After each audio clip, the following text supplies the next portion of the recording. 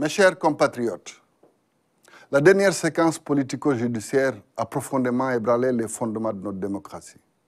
Les atteintes portées à nos institutions, à nos principes et à nos idéaux sont inacceptables et ne sauraient être tolérées.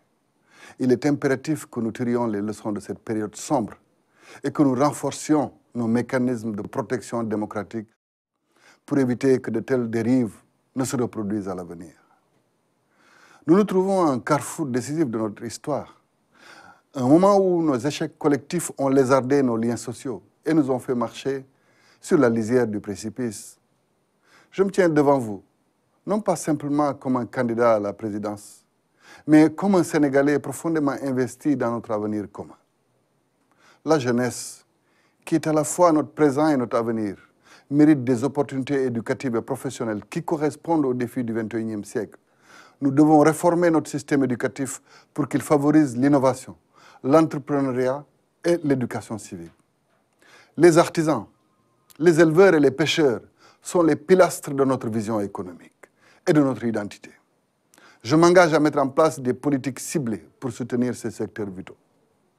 La ruralité, ce patrimoine souvent oublié doit être préservé et développé.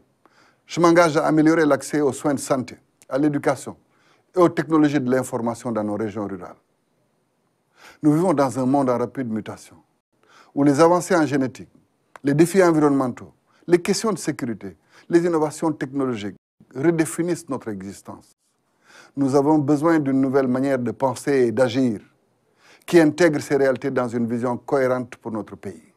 Je propose une nouvelle manière de faire société, manière qui repose sur un socle de valeurs de justice et de progrès. À cet effet, je me suis entouré de leaders courageux et visionnaires qui partagent cette conviction. La confiance, pilier essentiel de notre avenir, doit être restaurée à tous les niveaux de notre société. Nous devons renouer avec la confiance mutuelle, la transparence et l'intégrité dans nos interactions quotidiennes.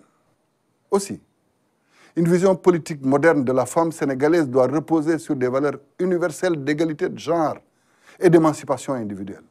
Il est de notre devoir de garantir aux femmes un accès équitable à l'éducation, à la santé, à l'emploi et à la sphère politique.